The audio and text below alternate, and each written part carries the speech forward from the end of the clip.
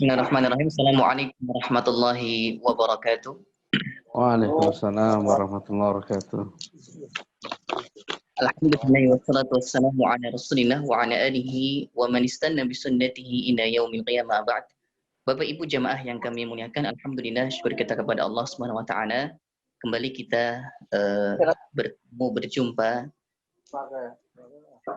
dalam acara kajian Zoom. Semoga Allah Subhanahu wa taala memberikan rahmat dan juga keberkahan kepada kita semua.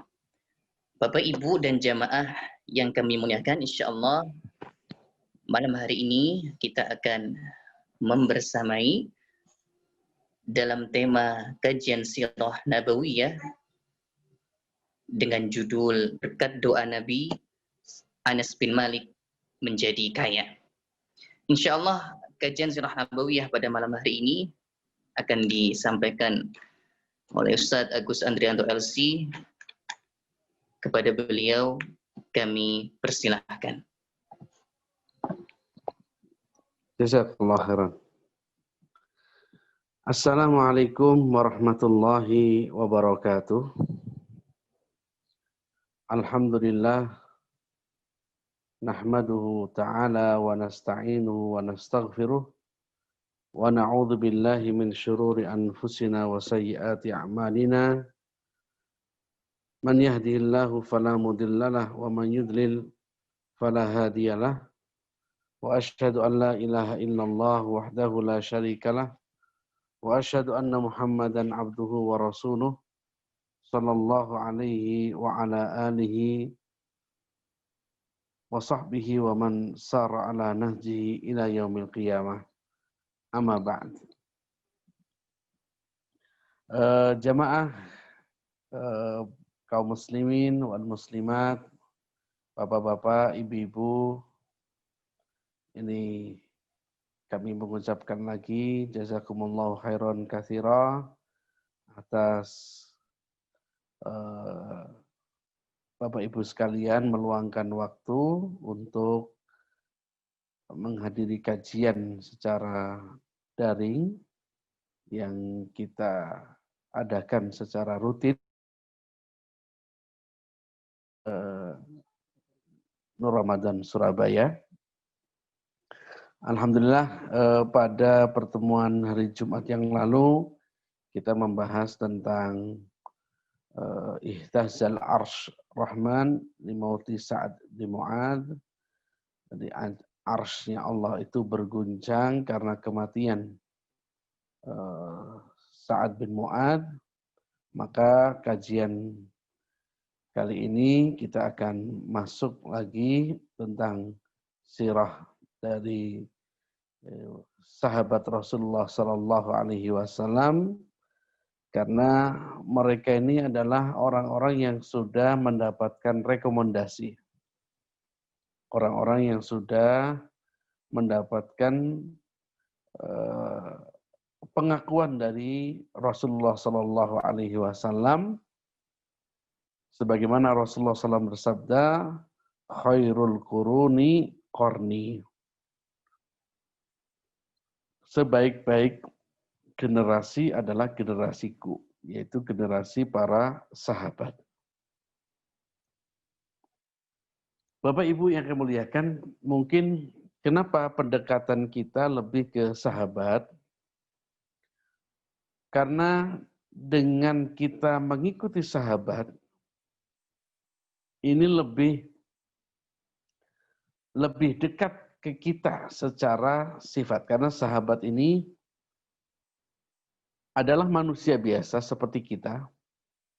Berbeda dengan Nabi, karena Nabi ini adalah orang-orang yang diutus oleh Allah dengan utusan. Sehingga ini orang-orang khusus para Nabi ini. Tapi kalau para sahabat ini manusia seperti kita. Tetapi karena pendidikan yang benar, pendidikan yang tepat, pengajaran yang sistematis luar biasa oleh Rasulullah Sallallahu Alaihi Wasallam, jadilah orang yang biasa ini menjadi orang yang luar biasa. Ini juga pentingnya dalam pendidikan. Kita lihat bagaimana Rasulullah SAW mendidik para sahabat. Sampai begitu suksesnya. Jadi kalau kita mau merujuk pada pola pendidikan kita, kalau kita mau meniru, maka tirulah bagaimana Rasulullah SAW mendidik para sahabat, mengkader para sahabat, sehingga jadilah orang-orang yang luar biasa. Dan para sahabat ini jumlahnya sangat banyak, sehingga kita bisa meniru mereka dari segi apapun. Ada sahabat yang model Abu Bakar radhiyallahu anhu, ada yang seperti Umar bin Khattab, ada yang seperti Utsman, ada yang seperti Ali, ada yang seperti sahabat-sahabat yang lain. Jadi kalau kita lihat bahwasanya sahabat ini sangat banyak sekali dan kita bisa mencontoh dari salah satu mereka. Nah, inilah pentingnya kita mengenal para sahabat-sahabat Rasulullah SAW, sehingga kita bisa ikut minimal memiliki semangat beragama seperti semangatnya para sahabat. Pada kesempatan malam hari ini yang akan kita bahas sirahnya adalah sirah sahabat yang unik. Sirah sahabat yang unik karena sahabat ini seperti dalam judul yang kita buat pada malam hari ini adalah berkat doa Nabi maka Anas bin Malik menjadi kaya. Artinya yang akan kita bahas adalah sahabat Anas bin Malik. Jangan keliru, ada Anas bin Malik, ada Malik bin Anas. Ini lain. Ini bukan anak dan ayah, tapi ini lain. Ini lain orang dan tidak ada hubungan sama sekali. Kalau Anas bin Malik itu adalah sahabat Rasulullah SAW.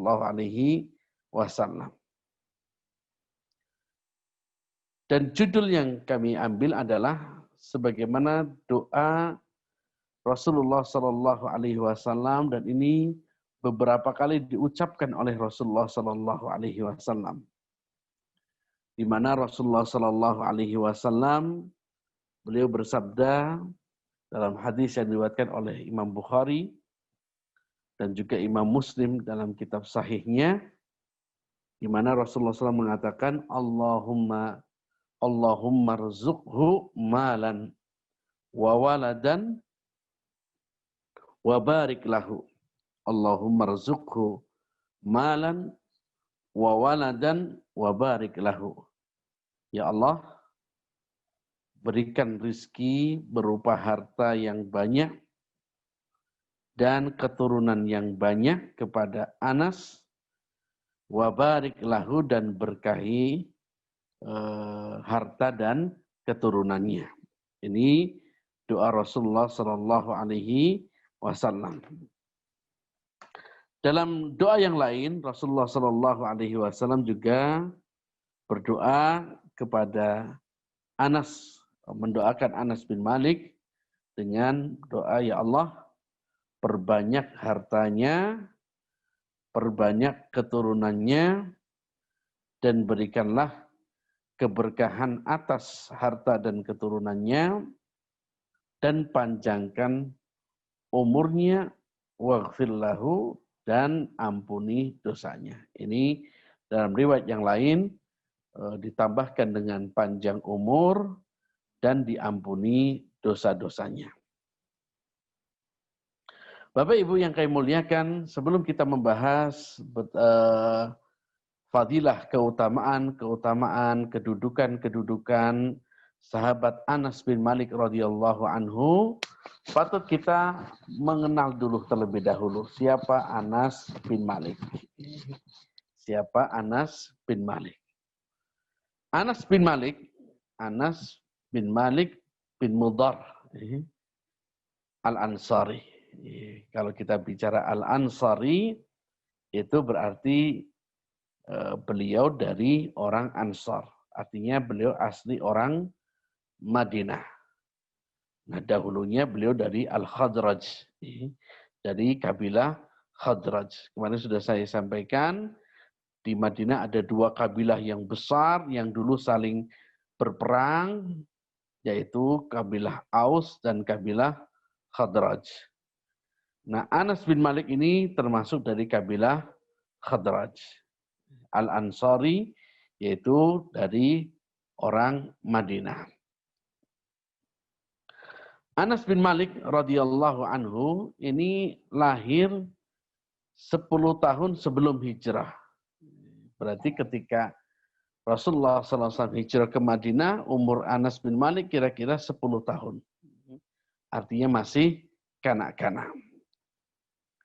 Ini kami bacakan dalam kitab Suwar min Hayatis Sahabah. Ini biografi dari para sahabat. Disebutkan di sini, Kana Anas bin Malik fi umuril wardi. Ketika Rasulullah sallallahu alaihi wasallam hijrah, ini Anas ini umurnya masih kecil. Laqanahu ummuhu.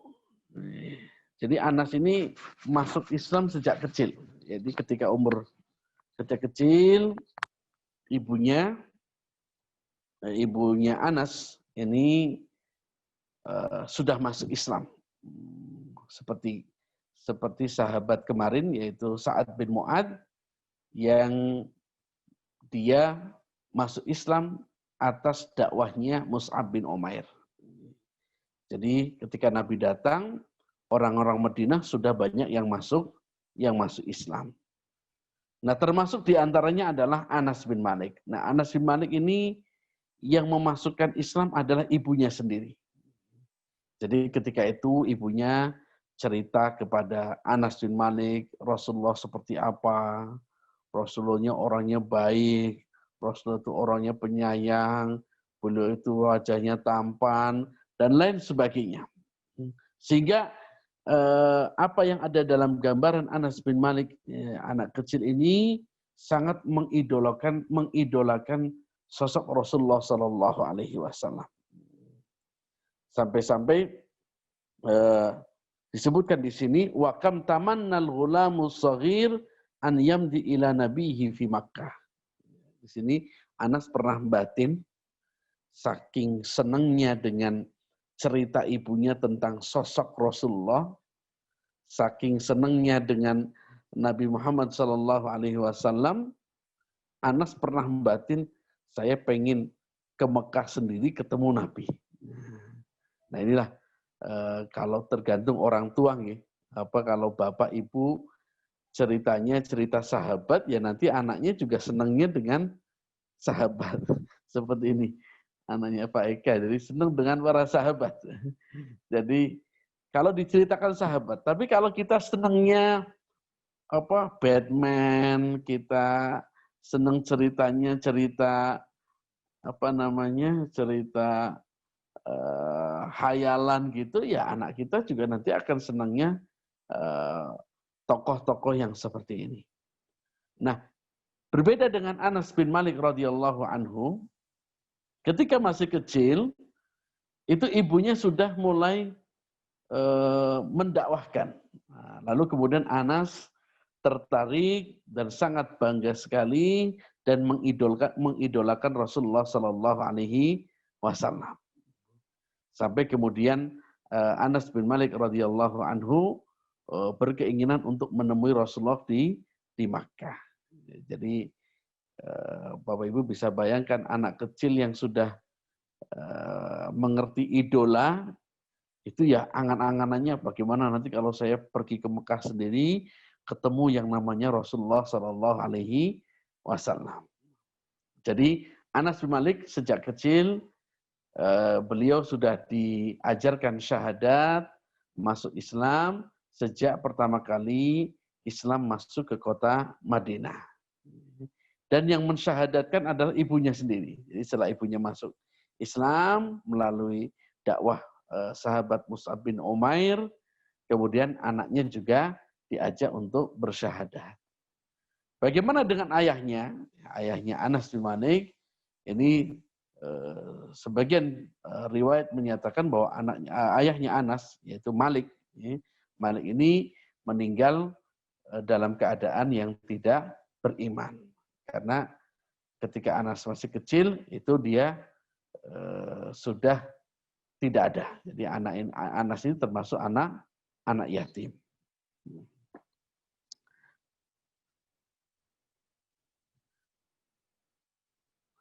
Kemudian ternyata Anas bin Malik radhiyallahu anhu, Anas yang masih kecil, yang berharap ingin bertemu Nabi, ternyata angan-angannya itu hampir terwujud. Karena ada berita bahwasannya ternyata Rasulullah SAW akan hijrah ke Madinah. Dan ini membuat Anas menjadi senang. Sehingga dia tidak perlu susah-susah ke Mekah, karena Nabi Muhammad SAW sendiri akan menuju ke Madinah untuk berhijrah di Madinah. Kemudian terdengarlah berita seperti ini, bahwasanya Rasulullah SAW akan hijrah ke Madinah, maka anak-anak kecil pun setiap hari menunggu. Dan kita tahu Bapak Ibu yang muliakan, ketika Nabi SAW berhijrah, itu semua sudah tahu. Karena berita yang terkumpul atau yang terdengar adalah bahwa Rasulullah SAW sudah pergi bersama Abu Bakar radhiyallahu anhu. Hanya saja ketika itu Rasulullah SAW tidak langsung menuju ke arah Madinah, tetapi beliau bersembunyi terlebih dahulu demi keamanan.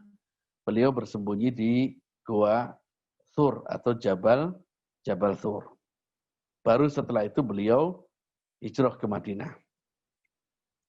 Dan jalannya pun yang dilewati oleh Rasulullah SAW tidak jalan yang biasa. Ini kalau kita waktu umrah, haji kan itu tarik hijrahnya lurus saja. Tapi kalau yang Rasulullah SAW lakukan ketika beliau berhijrah, itu beliau dari timur ke barat, ke arah pantai. Nanti jalan tepi pantai, nanti kemudian ke timur lagi. Nanti kemudian jalan, nanti ke barat lagi. Jadi ini mungkin zigzag gitu. Ini dalam rangka untuk mengelabui musuh. Karena waktu itu beliau bertiga, ada Rasulullah, Abu Bakar, dan kemudian ditemani atau salah seorang petunjuk jalan, yaitu Abdullah bin Uraikid. Abdullah bin Uraikid ini yang hafal jalan ke Madinah, sehingga disewa oleh Abu Bakar untuk menunjukkan jalan ke kota Madinah.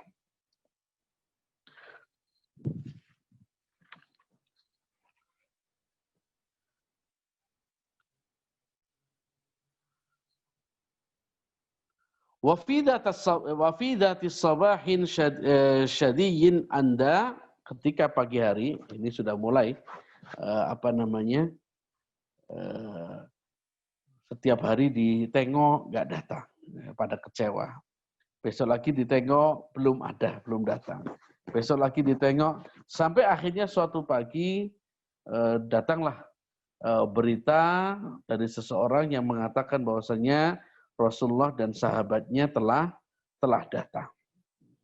Maka kemudian Anas bin Malik radhiyallahu anhu pun mengikuti kawan-kawan yang lainnya dengan dia ingin menyambut kedatangan Rasulullah Sallallahu Alaihi Wasallam, karena memang beliau sudah mengidolakan begitu senangnya dengan sifat Rasulullah Sallallahu Alaihi Wasallam. Kemudian begitu juga wa amman niswatul muhaddaratu was-sabaya as-saghiratu faqad alawna sutuhul manazil. Jadi ketika Rasulullah datang itu bukan disambut orang tua-tua saja, sampai anak-anak, sampai remaja-remaja yang biasanya diam di rumah, ini pada naik ke rumah untuk melihat sosok Rasulullah Sallallahu Alaihi wasallam sambil mereka mengatakan ayyuhumhu ayyuhumhu, mana yang Rasulullah sallallahu alaihi wasallam. Karena mereka tidak tahu, belum pernah melihat wajah Rasulullah sallallahu alaihi wasallam. Ini saking cintanya bagaimana mereka mencintai Rasulullah sallallahu alaihi wasallam.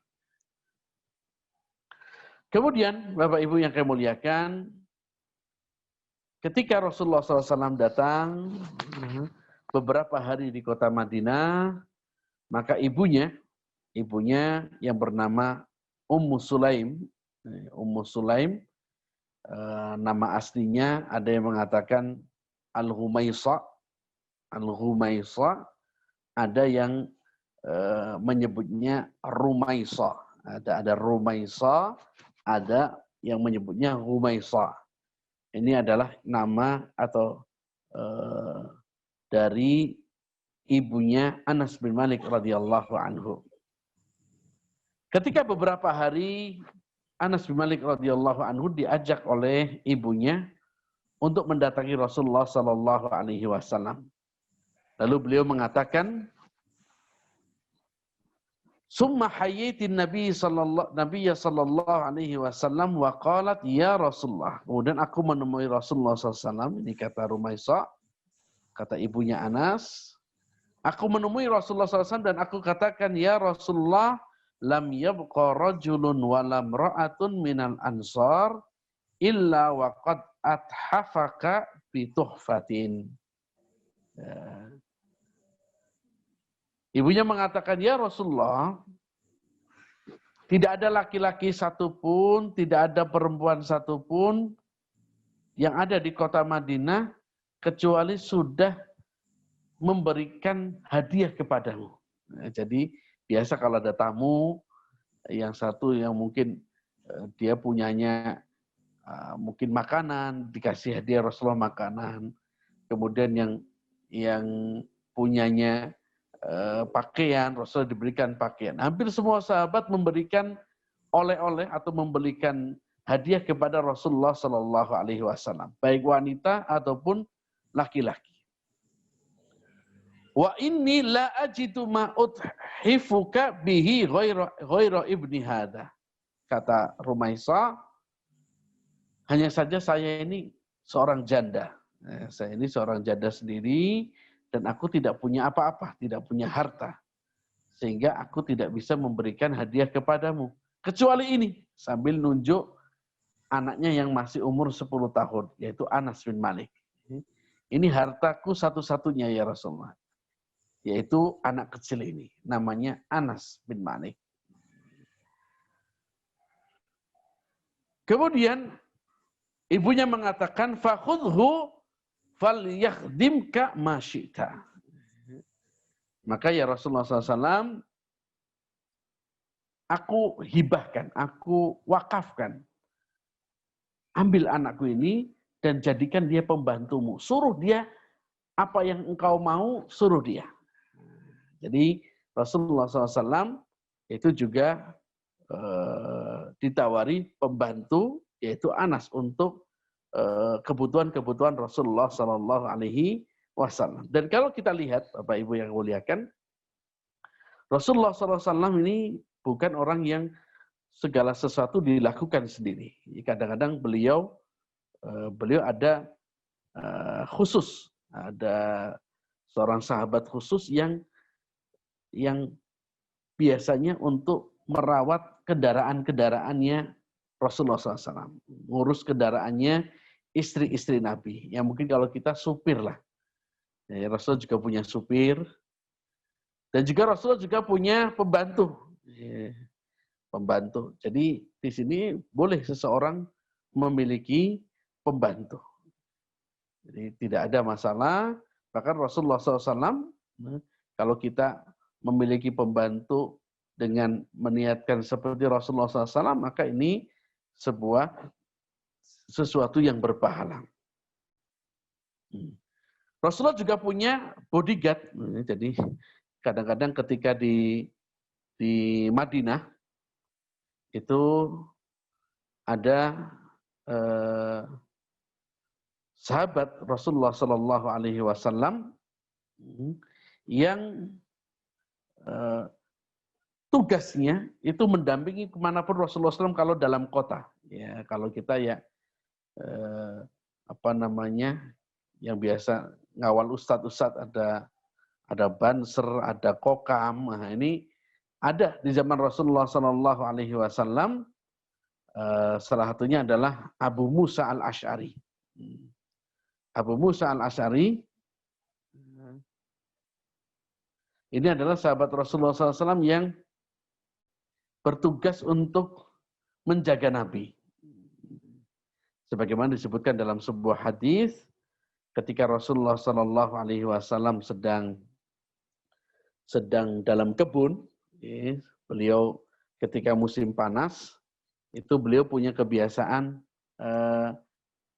kakinya itu direndam di air. Jadi kakinya direndam di air supaya menghilangkan rasa panas. Direndam. Sambil celana beliau lipat sampai lututnya kelihatan. Ketika itu Abu Musa al-Ash'ari bertugas untuk menjaga Nabi. Jadi di pintu gerbang dijaga oleh beliau. Lalu kemudian datanglah Abu Bakar, kemudian minta izin kepada beliau, kepada pengawalnya ini. Nah ini kemudian pengawalnya baru mengatakan, ya Rasulullah ada Abu Bakar datang. Lalu Rasul mengatakan, silakan masuk.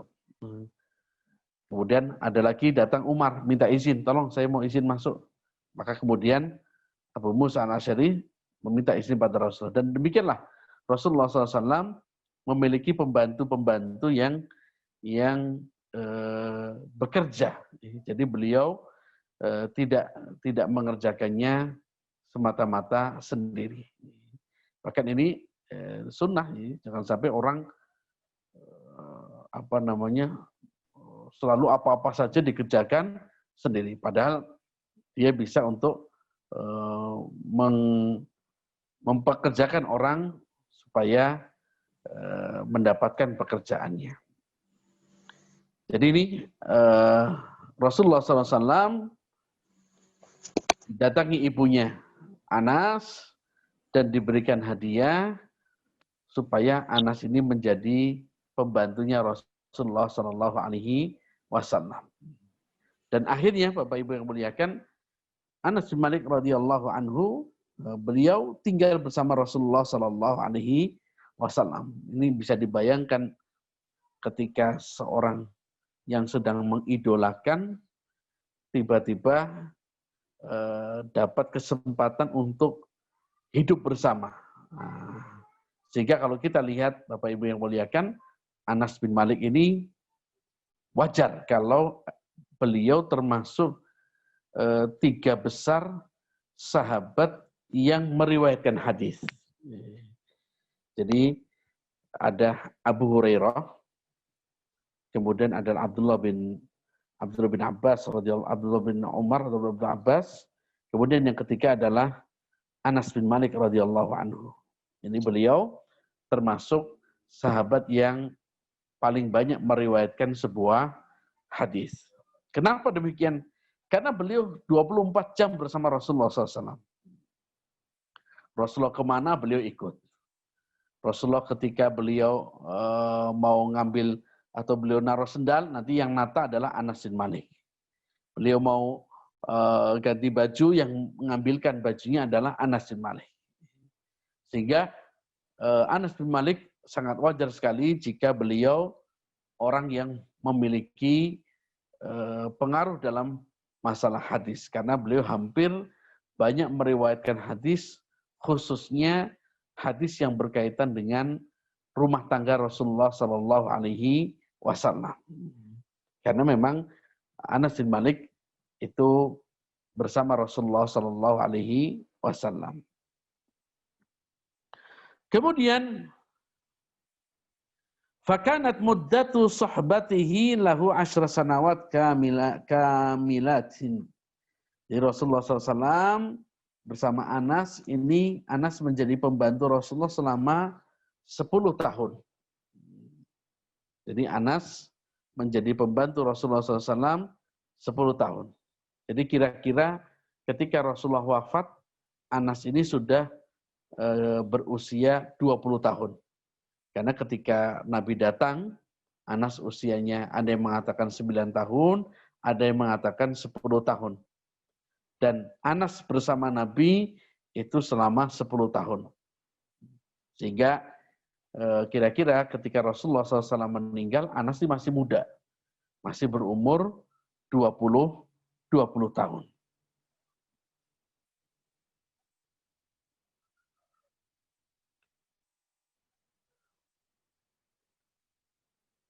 Wa arafa min ahwalihi wa akhbarihi wa asrarihi. Dan Anas bin Malik adalah orang yang paling tahu bagaimana sifat-sifat Rasulullah SAW. Bagaimana beliau dalam keluarga, beliau terhadap istrinya, beliau terhadap keluarganya di rumah seperti apa. Anas bin Malik banyak meriwayatkan hadis tentang kehidupan rumah tangga Rasulullah SAW. Bahkan suatu ketika pernah dalam sebuah riwayat Anas bin Malik radhiyallahu anhu itu diperintah oleh Nabi, diperintahkan oleh Rasulullah SAW untuk melakukan sesuatu. Sampai akhirnya dia telat pulang ke rumah ibunya dan ditanya oleh ibunya, "Kenapa kamu kok telat pulang?" Kemudian dia mengatakan, "Saya barusan diperintah oleh Rasulullah SAW." Ibunya bertanya, "Kamu disuruh apa?" Anas mengatakan, "Ini rahasia. Ini rahasia." Maka apa kata ibunya? "Kalau demikian, jangan kamu ceritakan rahasia Rasulullah SAW. Ini anak kecil, tapi pandai sekali ketika disuruh oleh majikannya, dia tahu kalau rahasia ya tidak boleh disampaikan meskipun terhadap ibunya sendiri." Ini kita lihat, makanya memiliki asisten rumah tangga harus pilih-pilih, ya, karena kadang-kadang rahasia-rahasia dalam rumah tangga hampir banyak diketahui oleh asisten rumah tangga. Maka harus memilih asisten yang amanah, ya, tidak mudah berbohong atau tidak suka mengumbar rahasia-rahasia dalam keluarga.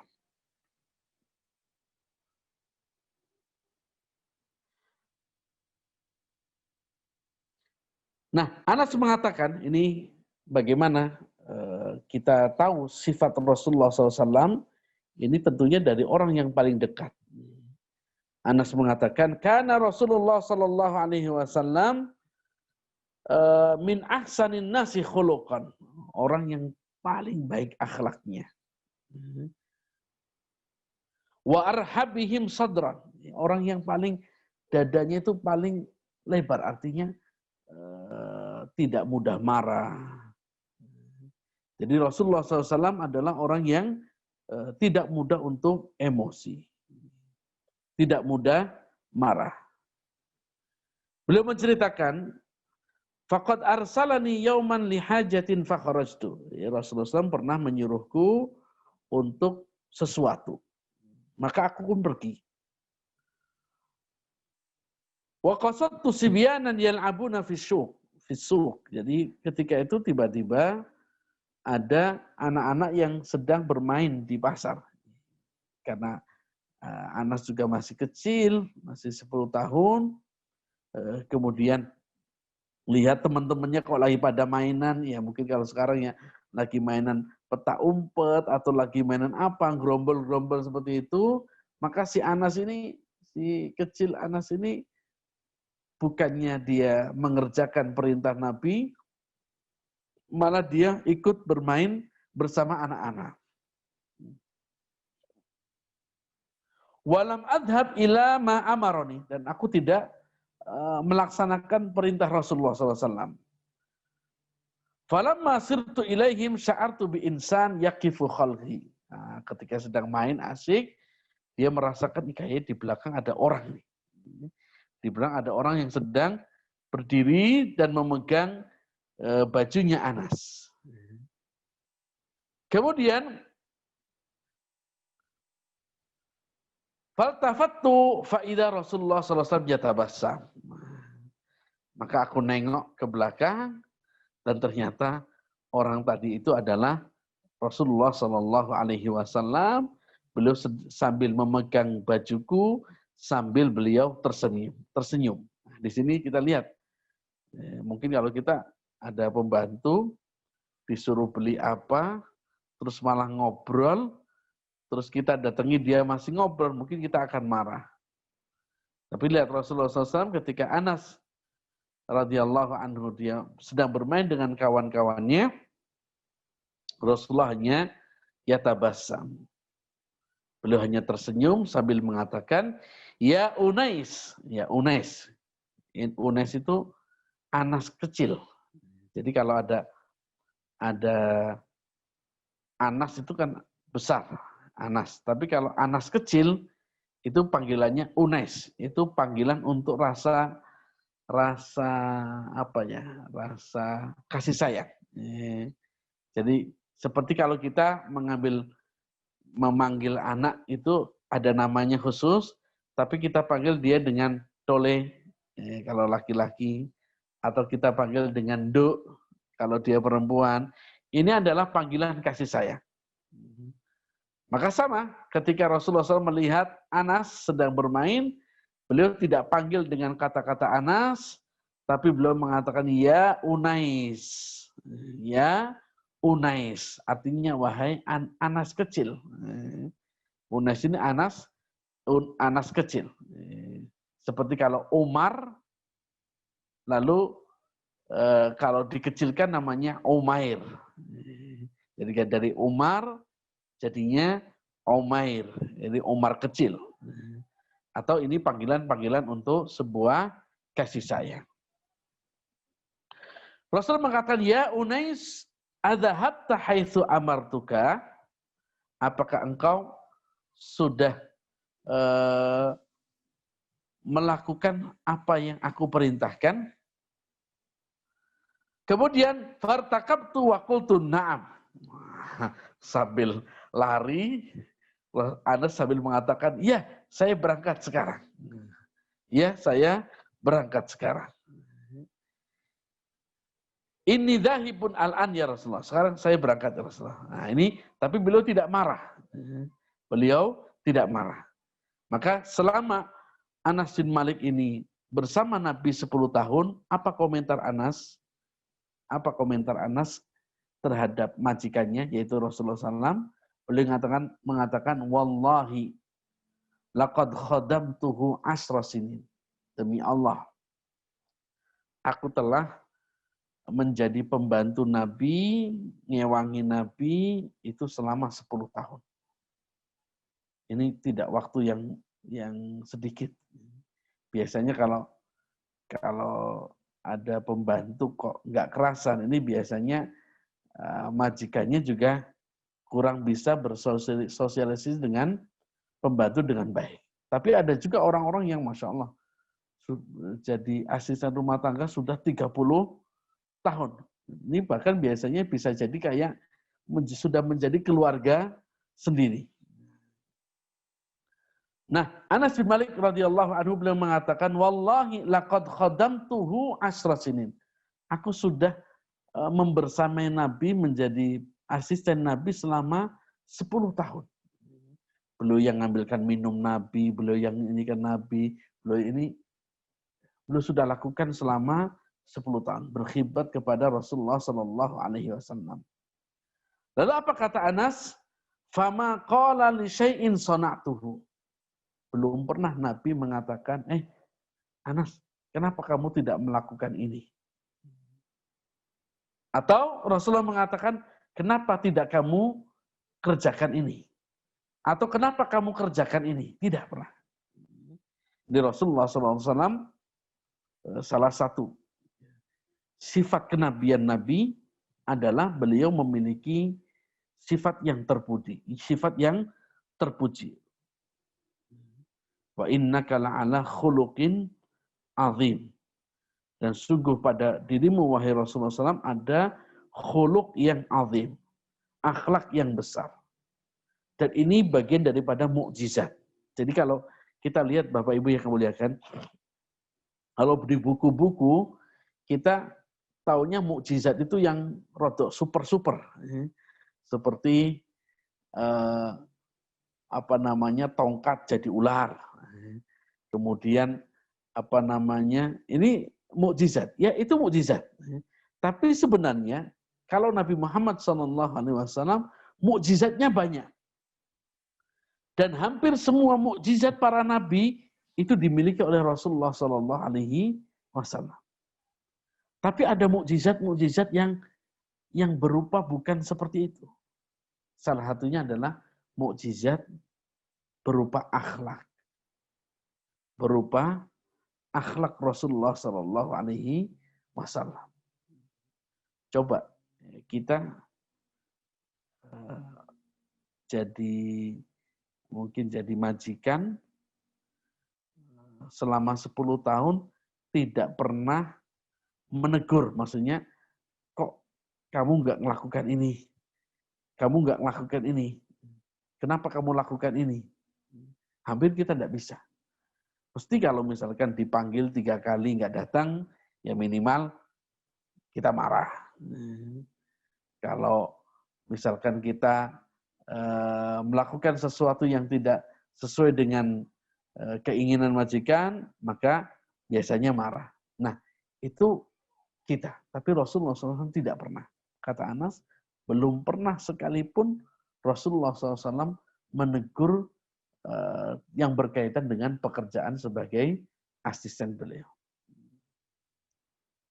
Bahkan bukan cuma itu. Sebagai mukjizat Rasulullah SAW, Anas bin Malik menceritakan bahwasannya Rasulullah SAW juga belum pernah mengomentari yang berupa cacat dalam makanan.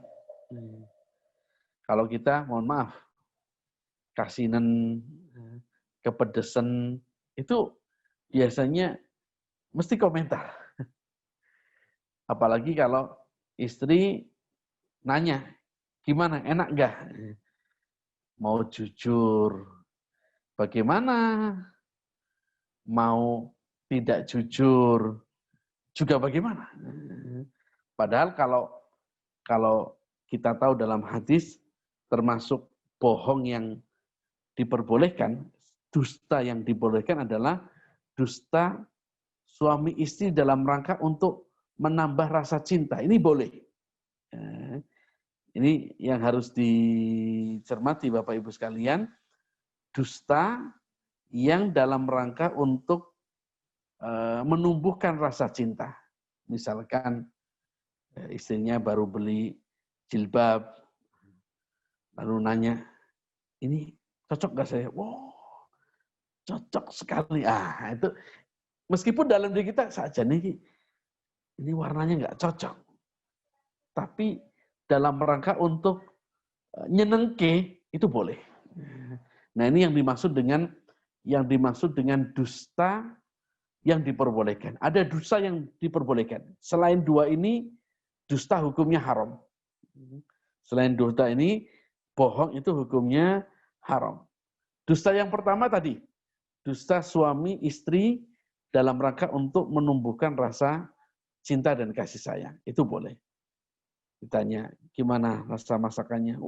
Pokoknya warung Padang sederhana, gak ada apa-apanya. Nah, itu boleh.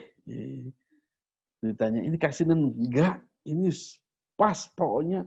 Ini bumbunya masuk, teksturnya, kayak penilai yang ada di YouTuber itu. Nah ini dibolehkan. Atau dusta untuk mendamaikan orang yang sedang berselisih. Dusta orang yang sedang mendamaikan orang yang sedang berselisih. Nah ini biasanya contoh dalam keluarga nih. Dalam keluarga kadang-kadang ada istri bermasalah dengan mertua atau dengan ibu atau ayah kita. Atau dengan ibunya sendiri atau dengan saudara. Nah ini ketika ada sesuatu yang sedang jalinannya kurang baik, maka boleh kita menjadi orang yang berdusta dalam rangka untuk mendamaikan. Misalkan sesama besan, kita bilang ke ibu kita, ini titipan dari mertua, atau ini titipan dari ibu saya untuk ibu mertua. Padahal itu titipan dari kita. Tapi dalam rangka untuk mendamaikan dua orang yang sedang berselisih, maka dusta seperti ini dibolehkan. Atau misalkan ini salam dari ibu mertua, padahal tidak mengucapkan salam, itu tidak masalah. Ini termasuk dusta yang diperbolehkan. Nah, di antara sifat Rasulullah SAW yang merupakan akhlak, yang merupakan mukjizat beliau adalah akhlak Rasulullah SAW. Dan ini diakui bahwa Rasulullah SAW, Allah mengatakan wa innaka la'ala khuluqin azim.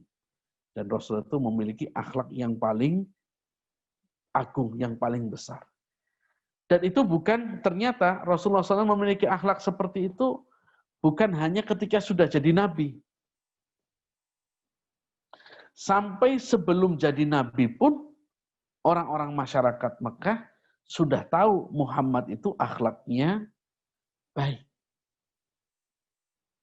Nah, salah satu di antara yang biasa dilakukan oleh orang-orang Mekah terhadap Rasulullah ketika beliau belum jadi nabi adalah orang-orang Mekah biasa untuk nitipkan barang ke Rasulullah.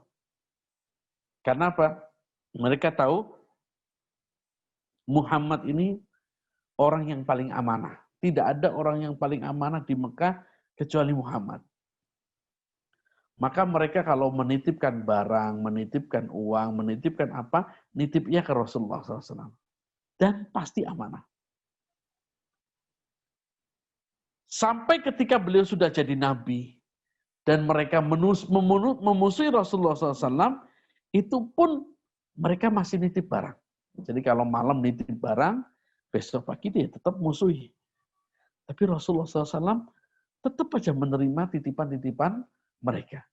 Bahkan ketika Nabi SAW mau hijrah ke Madinah, beliau diusir, beliau mau hijrah ke Madinah, itu beliau masih sempat memberikan pesan kepada Ali bin Abi Thalib bahwa barang-barang ini nanti tolong dikembalikan kepada fulan.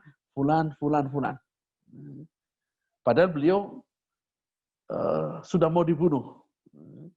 Tapi namanya barang ya tetap dikembalikan kepada si punya, dan itu melalui sahabat Ali bin Abi Thalib radhiyallahu anhu. Kalau kita mungkin lumayan nih untuk modal dakwah. Kalau kita bilang ini modal dakwah, tapi Nabi tidak.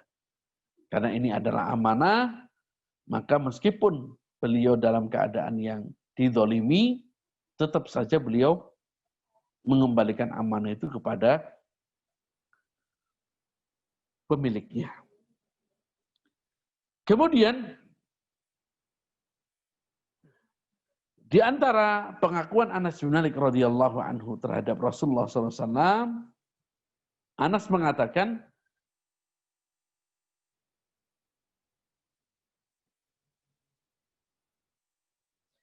"Ya bunayya, in qaddarta an tusbiha wa tumsi wa laysa fi qalbika hisyun li ahadin faf'al."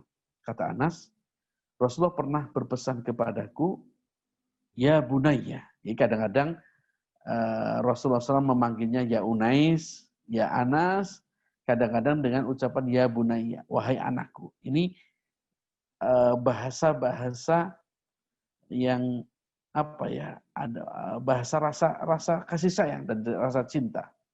Beliau mengatakan, ya bunayya, wahai anakku, kalau kamu bisa berada di pagi hari dan sore hari dan tidak ada di dalam hatimu rasa marah kepada orang, benci kepada orang, maka kerjakan. Jadi usahakan kita pagi sampai sore itu kan bermuamalah dengan orang. Ada yang SMS marah-marah, atau ada yang mungkin melakukan kesalahan kepada kita, ada yang mungkin nyebelkan, belanja kok penjualnya kok bersengut terus. Kadang-kadang muncul rasa jengkel dari pagi sampai sore. Nah, kata Nabi, usahakan sebelum tidur rasa kesal-kesal itu dihilangkan dan diikhlaskan. Rasa kesal itu dihilangkan dan diikhlaskan. Nah, ini pesannya Rasulullah SAW kepada Anas bin Malik, usahakan kalau kamu berinteraksi dengan orang dari pagi sampai sore, maka kalau bisa malamnya itu tidak ada rasa kesal lagi kepada orang lain. Kalau mangkel, hilangkan rasa mangkel. Maafkan dia. Nah, inilah pesan Rasulullah SAW kepada Anas. Kemudian juga kata Anas bin Malik radhiyallahu anhu, ya bunayya idza dakhalta ala ahlika fasallim. Wahai anakku, itu Anas bin Malik, kalau engkau masuk ke dalam rumahmu, kepada keluargamu, fasallim, maka ucapkan salam. Maka ucapkan salam. Yakun barakatan alaika wa ala ahli baitika. Nah, ini juga kadang-kadang kita ini, karena kalau masuk rumah orang kita salam. Tapi kalau masuk rumah sendiri tidak pernah salam. Ini keliru. Kenapa? Karena Rasulullah mengatakan kalau masuk rumah ucapkan salam. Kenapa?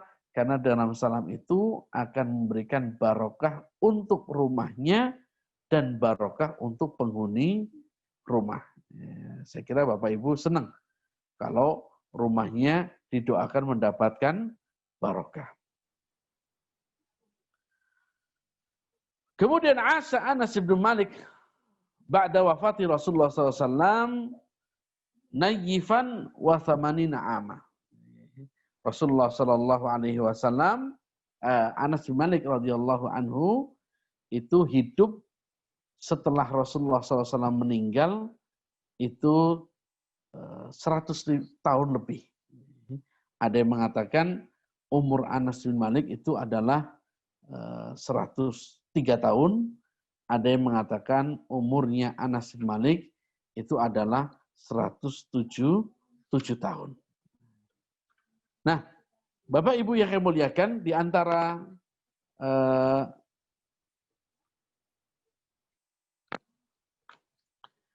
keutamaan Anas bin Malik radhiyallahu anhu, di antara keutamaan Anas bin Malik radhiyallahu anhu yang tadi kami sebutkan, yang pertama adalah beliau adalah pembantu Rasulullah, khadimu Rasulullah sallallahu alaihi wasallam. Tentunya kalau kita jadi pembantunya Nabi, jadi nggak usah, kalau pembantunya gubernur aja atau asistennya gubernur, waduh senangnya luar biasa. Ini bagaimana menjadi pembantunya Rasulullah sallallahu alaihi wasallam, Sayyidul Mursalin. Dan itu beliau menemani Rasulullah selama 10 tahun. Kemudian yang kedua, keutamaan Anas bin Malik radhiyallahu anhu adalah beliau sahabat Nabi yang terakhir meninggalnya. Seperti tadi Rasulullah SAW mendoakan kepada Anas, berdoa, ya Allah berikan rezeki yang banyak kepada Anas. Sehingga ini boleh seseorang berdoa minta banyak rezeki. Bahkan kalau Bapak Ibu melihat biografinya sahabat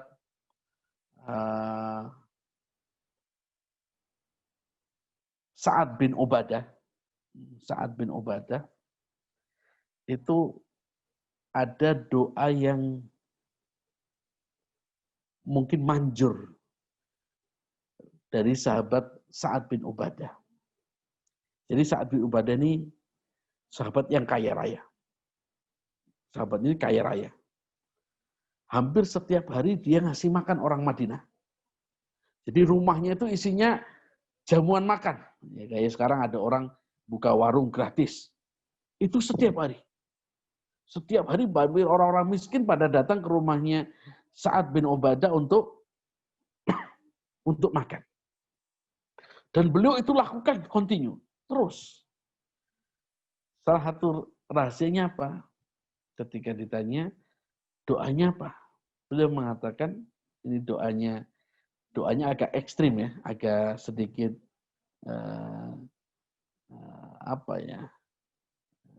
mungkin lafadznya seperti ini. Ya Allah, kalau engkau kasih rizki aku sedikit, aku ini nggak cocok. Jadi aku ini tidak cocok dikasih rizki sedikit. Jadi mungkin kalau Bapak Ibu mau praktekkan bisa nih. Doanya Sa'ad bin Ubadah. Ini kenapa kok Sa'ad bin Ubadah itu jadi orang kaya? Kenapa? Beliau mengatakan, mungkin kalau engkau kasih aku banyak, semakin aku dapat rezeki banyak, maka semakin orang banyak menikmati manfaat. Tapi kalau engkau beri aku sedikit, itu yang nikmati sedikit nanti. Nah ini mungkin Bapak Ibu yang hobi sedekah, biar tambah lancar rezekinya bisa seperti itu. Tapi kalau yang nggak hobi sedekah ya jangan coba-coba dengan doa seperti ini. Takutnya tambah rezeki tambah pelit ya. Karena waktu rezekinya tidak banyak saja dia sudah pelit. Nah, jadi Bapak Ibu muliakan, Anas bin Malik radhiyallahu anhu termasuk sahabat yang didoakan Rasulullah SAW umurnya panjang. Umurnya sampai 107 tahun atau 103 tahun. Dan beliau sahabat yang terakhir meninggal di Basrah. Jadi beliau ini ketika Rasulullah meninggal, ini banyak sahabat yang pergi ke luar Madinah. Dengan beberapa alasan. Satu, ada yang alasannya ingin berdakwah. Karena memang dia punya ilmu, dia berdakwah. Ada yang ingin meninggalkan fitnah. Kita lihat fitnahnya umat Islam para sahabat itu ketika zamannya Utsman bin Affan. Utsman bin Affan ini dibunuh karena didemo. Jadi demo pertama kali dalam Islam itu demo untuk membunuh Utsman. Jadi kalau orang mengatakan demo ini baik, ya berarti dalilnya adalah demonya orang-orang Mesir ketika pertama kali membunuh Utsman bin Affan radhiyallahu anhu. Dan ini tadi kisah tadi waktu Nabi sedang duduk di taman, di kebun sambil merendam kakinya, kemudian datanglah Abu Bakar. Izin kepada penjaga pengawal. Abu Musa al-Asy'ari. Kemudian diizinkan. Datang Umar. Minta izin. Kemudian Rasulullah mengizinkan. Kemudian datang ketika Utsman. Nah, ketika Utsman datang, ini yang tadi lututnya Nabi ini kelihatan, itu langsung ditutup. Jadi kan sambil berendam, tapi lututnya kelihatan. Begitu Utsman datang, lututnya ditutup. Maka Abu Bakar protes, ya Rasulullah, waktu aku datang, engkau tidak tutup lututnya. Waktu Umar datang, engkau tidak tutup lututnya. Tapi ketika Utsman datang, kenapa engkau tutup mulutnya? Beliau mengatakan, Utsman ini bagaimana aku tidak malu kalau malaikat saja malu kepada Utsman bin Affan. Dan ini adalah Utsman itu adalah sahabat yang akan masuk surga, dijamin masuk surga, dan dia akan meninggal dibunuh terkena fitnah. Nah, jadi Rasulullah sudah memberikan sinyal bahwasanya Utsman ini akan meninggal syahid terkena fitnah. Dan ketika itu Utsman bin Affan radhiyallahu anhu dalam usianya 80 tahun di demo, kemudian beliau masih sedang dalam keadaan megang mushaf, kemudian pendemo itu masuk dan menghunuskan pedangnya sampai istrinya Utsman bin Affan ini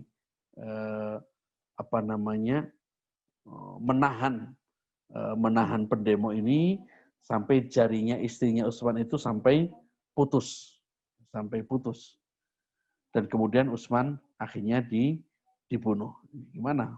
Orang tua umur 80 tahun dikeroyok, tentunya ini adalah sesuatu yang sangat jelek. Tapi itulah yang Rasulullah SAW nyatakan bahwa Utsman akan meninggal terbunuh dengan fitnah.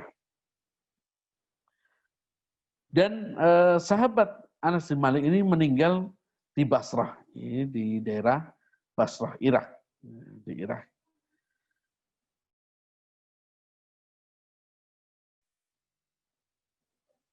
Anas bin Malik radhiyallahu anhu juga termasuk sahabat yang didoakan Nabi dengan umurnya yang panjang.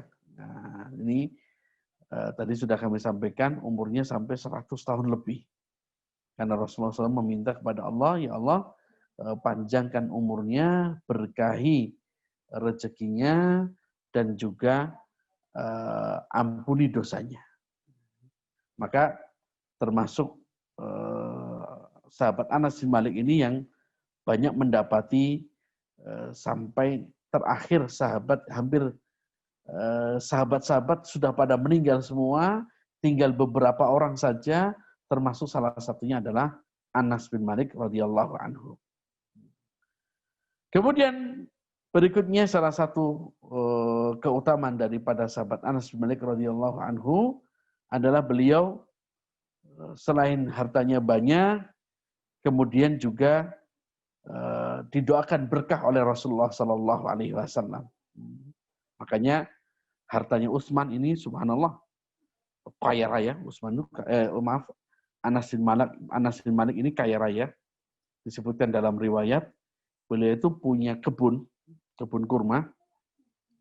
Itu kalau orang lain setahun cuma panen sekali, ini punya Utsman punya Anas ini bisa panennya 2 kali. Subhanallah. Jadi kalau misalkan yang lainnya panennya padinya cuma sekali setahun, ini bisa panen 2 kali lipat atau dua kali panen. Ini atas doanya Rasulullah Sallallahu Alaihi Wasallam. Kemudian bukan cuma hartanya, tapi anaknya juga banyak. Disebutkan sekitar anaknya itu 150. Ini anak dan cucunya itu sekitar 150 orang. Yang 100 orang, 100 anaknya ini ada yang meninggal lebih dulu daripada Anas bin Malik. Dulu Anas ini sempat menemui gubernur namanya Hajjaj bin Yusuf Ats-Tsaqafi. Ini gubernur Madinah di eranya Abdul Malik bin Marwan. Abdul Malik bin Marwan. Ini khalifahnya Abdul Malik bin Marwan. Ketika Hajjaj bin Yusuf ini menjadi gubernur di Madinah, ini salah satunya adalah banyak mengusili sahabat-sahabat Rasulullah SAW, termasuk sahabat Anas bin Malik. Jadi sampai Anas bin Malik menuliskan surat kepada Abdul Malik bin Marwan, mengatakan Abdul Malik bin Marwan ini anak buahmu yang namanya Hajjaj bin Yusuf ini kurang ajar. Beliau mengatakan, coba kalau kau perhatikan, kalau orang Yahudi sekarang mereka bertemu dengan sahabatnya Musa, pasti mereka akan menghormatinya. Jadi kalau ada sahabatnya Nabi Musa, kok hidup sekarang, orang Yahudi akan menghormati. Begitu juga dengan orang Nasrani. Kalau seandainya mereka melihat ada sahabatnya Nabi Isa yang masih hidup, pasti mereka akan menghormati sahabatnya Nabi Isa.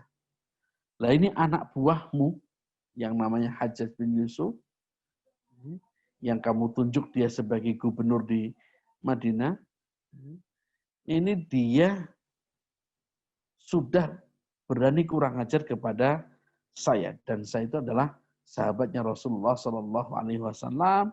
Saya ini adalah pembantu Rasulullah SAW. Kok dia berani berbuat seperti itu kepadaku? Akhirnya Abdul Malik bin Marwan langsung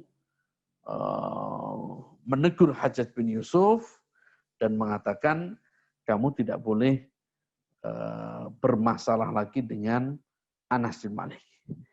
Kalau ada apa-apa dengan Anas bin Malik, maka itu urusanku, bukan urusanmu. Sehingga ini akhirnya Hajjaj bin Yusuf tidak berani berbuat apa-apa kepada Anas bin Malik radhiyallahu anhu.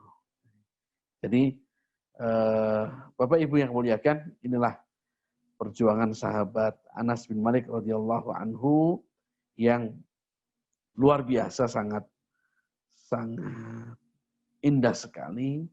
Beliau dari kecil diasuh Rasulullah SAW, dan inilah bentuk pendidikan Rasulullah yang berhasil memunculkan salah seorang yang kredibilitasnya sangat tinggi. Salah satunya adalah Anas bin Malik radhiyallahu anhu. Dan ini juga berkat doa Rasulullah SAW. Maka dalam pendidikan itu tidak boleh lupa yang namanya doa. Ini kadang-kadang guru terlalu terlalu percaya diri dengan pendidikan yang metode.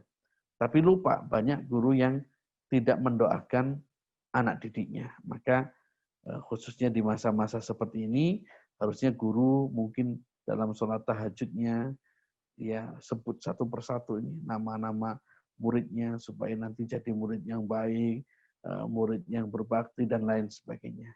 Sebagaimana Rasulullah SAW, beliau juga seorang guru dan seorang nabi, beliau mendoakan Anas bin Malik dan semua doanya dikabulkan oleh Allah Subhanahu wa taala. Demikian Bapak Ibu yang muliakan untuk kajian sirah nabawiyah tentang Anas bin Malik radhiyallahu anhu, dengan dia menjadi orang yang kaya raya, umurnya panjang, dan juga anak keturunannya banyak atas doa Rasulullah SAW. Dan Rasulullah ingat doa meminta umur panjang, doa meminta meminta rizki, harta yang banyak, itu boleh. Tapi jangan lupa, sisipkan satu kata dalam doa itu, yaitu barokah. Jadi kalau kita mendoa, ya Allah, berikan rizki kepadaku yang banyak dan barokah. Ya Allah, berikan keturunan kepadaku, keturunan yang barokah. Ya Allah, panjangkan umurku.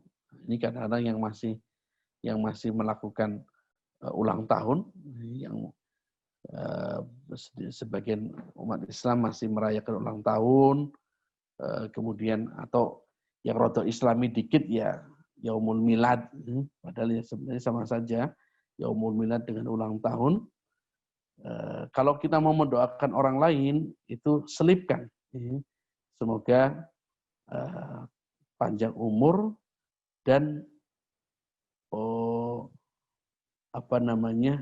yang barokah. Jadi panjang umur dan umurnya yang menjadi barokah. Karena Rasulullah SAW dalam sebuah hadis ketika dari Abu Bakrah radhiyallahu anhu, dalam riwayat Abu Dawud dan Tirmidzi, Rasulullah pernah ditanya oleh sahabat, ayun nasi ahsan, siapa manusia yang paling baik?